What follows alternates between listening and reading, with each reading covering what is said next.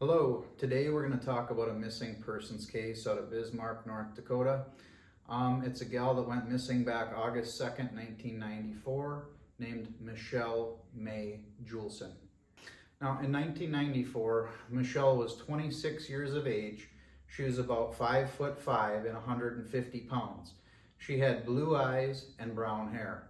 So since 1994 was 30 years ago, Michelle would currently be 56 years of age. The day she disappeared, she dropped her 3-year-old son off at his grandfather's house to go run a few errands. She was going to go pick up a paycheck and do a couple things like that. The paycheck never got picked up and she never returned home. Michelle was a blackjack dealer down at a local bar called the Burnt Creek Club in Bismarck, North Dakota. She had complained to some family members that some locals or some regulars rather were harassing her and kind of bothering her at the bar in some way. We're not really sure to what extent. We assume, some kind of harassing and maybe in the bar and out. There was a report that she had made someone had followed her home and vandalized her car as well. So the night Michelle disappeared, she dealt blackjack at a local bar called the Elbow Room in Bismarck, North Dakota.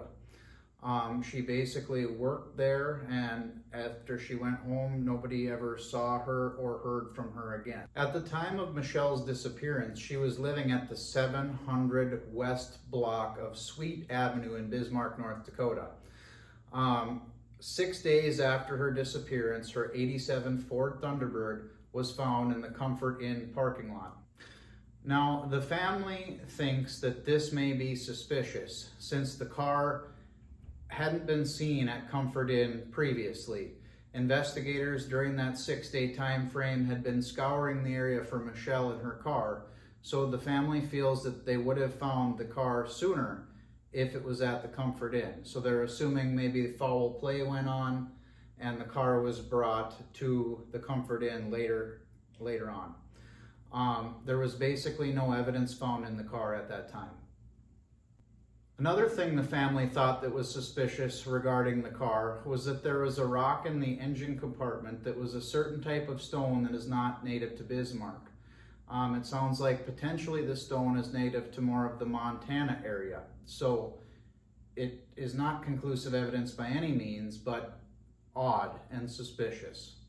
Now, the police did have a person of interest in this case. His name was Rick Snow, and he actually lived right above the Elbow Room bar that Michelle was dealing blackjack at the night she disappeared. It was actually 212 East Bismarck Avenue. So another thing that was suspicious, not only the proximity of where he was at in regard to his address, was the fact that he didn't go back to work after August 2nd at his job at Great Lines.